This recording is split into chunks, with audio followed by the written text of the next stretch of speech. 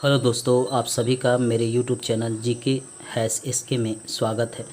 आज हम भारत में परंपरागत ऊर्जा स्रोत के बारे में पढ़ेंगे, जैसे कोयला, तेल, मुख्य प्राकृतिक गैस पाइपलाइन, ये सब कहाँ पे स्थित हैं, इन सब के बारे में भी जानेंगे। जैसे तेल क्षेत्र जो है, ये जो आप छोटा छोटा गोला गोला देख रहे हैं, ये सब तेल क्षेत्र है।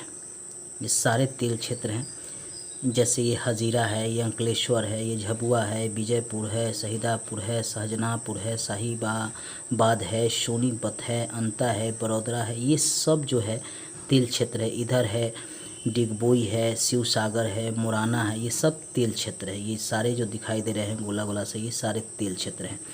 कोयला क्षेत्र, ये जो आप देख रहे हैं, ये सारे कोयला क्षेत्र हैं। ये कई राज्यों में है, जैसे यहाँ असम, मेघालय में है, अरुणाचल प्रदेश में ये थोड़ा सा क्षेत्र है।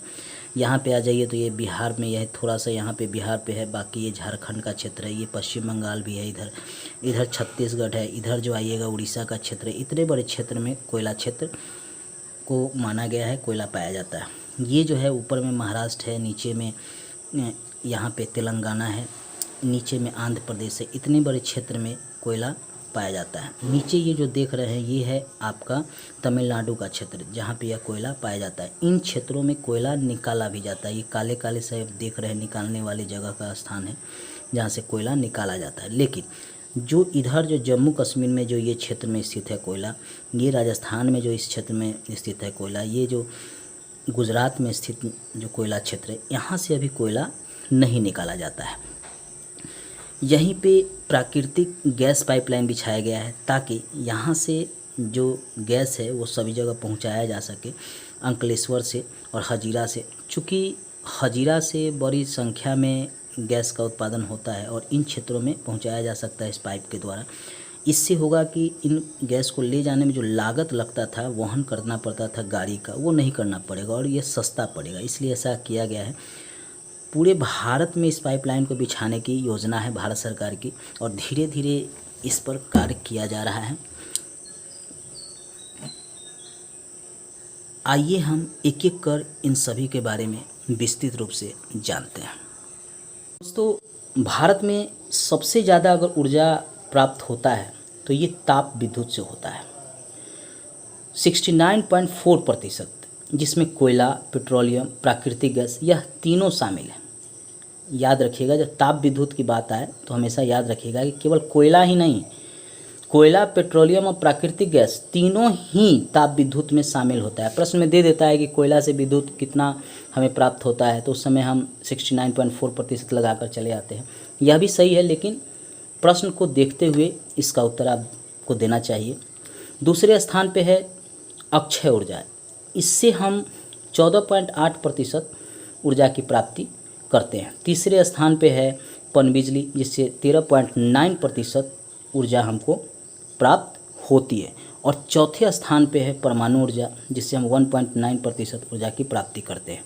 परमाणु ऊर्जा से हम ऊर्जा अधिक नहीं निकाल पाते। इसका कारण है कि हमारे यहाँ यूरेनियम नहीं है।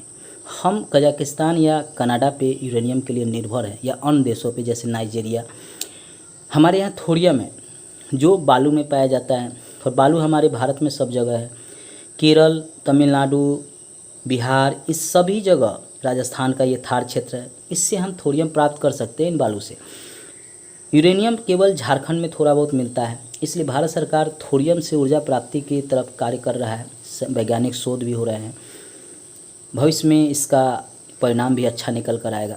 लेकिन अभी जो ऊर्जा प्राप्ति का महत्वपूर्ण स्रोत है वह ताप विद्युत ही है। भारत सूर्य से ऊर्जा प्राप्ति के लिए डेनमार्क से भी समझौता किया है कि हमें सूर्य से कैसे ऊर्जा अधिक से अधिक मिल सके, इसके लिए टेक्नोलॉजी हमें प्राप्त हो। भारत में गैर वाणिज्यिक ऊर्जा के भी स्रोत हैं, जिसमें 60% हम जलाऊं लकड़ी से प्राप्त करते हैं। आज भी ग्रामीण क्षेत्र में या छोटे छोटे शहरों में लकड़ी का उपयोग खाना बनाने के लिए किया जाता है। जैसे हरियाणा का क्षेत्र हुआ, राजस्थान का क्षेत्र हुआ, बिहार का क्षेत्र हुआ, उत्तर प्रदेश हुआ, इधर नीचे में तमिलनाडु हुआ, इन सब क्षेत्रों में उड़ीसा हुआ, झारखंड हुआ, इन सब क्षेत्रों में आप देखेंगे कि लकड़ी का उपयोग अधिकतर खाना बनाने में किया जाता है, खासकर आदिवासी क्षेत्रों में। इसके अलावा गोबर गैस का उपयोग भी किया जाता है। 30% गोबर गैस का हम वाणिज्यिक ऊर्जा के स्रोत में उपयोग करते हैं। अपशिष्ट पदार्थ 10% अपशिष्ट पदार्थ से भी ऊर्जा की प्राप्ति होती है, वाणिज्यिक ऊर्जा की प्राप्ति होती है, गैर वाणिज्यिक ऊर्जा की प्राप्ति होती है। हमेशा ही प्रश्न पूछता है कि गोबर से कितना गैर वाणिज्यिक ऊर्जा की प्राप्ति होती है, तो याद रखिएगा अभी भी गैर वाणिज्यिक ऊर्जा स्रोत का सबसे बड़ा स्रोत कौन सा है, तो जलाउन लकड़ी है, यह भी याद रखिएगा। प्रश्न है भारत में वाणिज्यिक ऊर्जा का सबसे बड़ा स्रोत क्या है? उत्तर है ताप विद्युत। 69.4% इससे प्राप्त होती है ऊर्जा, जिसमें प्राकृतिक गैस, पेट्रोलियम और कोयला शामिल है। अगला प्रश्न है भारत में अक्षय ऊर्जा का कितना प्रतिशत ऊर्जा इससे प्राप्त होती है? 14.8% ऊर्जा इससे प्राप्त होती है। प्रश्न है भारत में पनबिजली से कितनी प्रतिशत ऊर्जा प्राप्त होती है? तो 13.9% पनबिजली से प्राप्त होती है। अगला प्रश्न है भारत में परमाणु ऊर्जा से कितने प्रतिशत ऊर्जा प्राप्त होती है?